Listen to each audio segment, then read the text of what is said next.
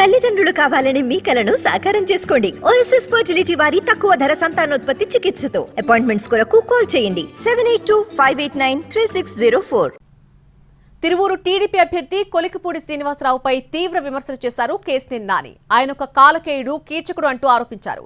టీడీపీలో అలీబాబా 40 దొంగలున్నారన్నటువంటి కేశినేని నాని ఆ దొంగలకే దొంగలాంటి కొలికిపూడి శ్రీనివాసరావును తీసుకొచ్చి తిరువూరు నెత్తిన పెట్టారంటూ చంద్రబాబు పైన కూడా విమర్శలు చేశారు.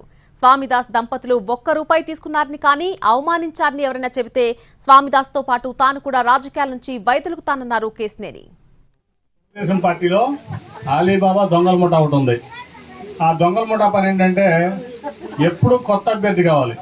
నా దగ్గరికి వచ్చేవాళ్ళు ఈ స్వామిదాస్ అసలు ఎందుకు పనికిరాడండి అనేవాళ్ళు. ఎందుకంటే డబ్బులు లేవండి స్వామిదాస్ దగ్గర అనేవాళ్ళు. దొంగలకే దొంగని తీసుకొచ్చి వీళ్ళని ఎత్తి మీద పెట్టాడు.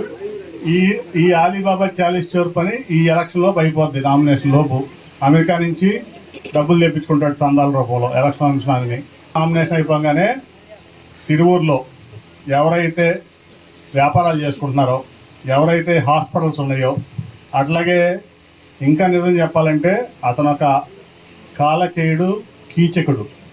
ఈ తిరువూరు నెత్తి మీద రుద్దిన చంద్రబాబు నాయుడు గారు అనుకోవాలి ఇదంతా కూడా. స్వామిదాస్ గారు కానీ సుధారాణి గారు కానీ మా దగ్గర ₹1 అడిగారు అని ఎవరి దగ్గర రుజువు చేస్తే నేను స్వామిదాసే కాదు, నేను కూడా ఈ పోటీలో తప్పుకుంటాను.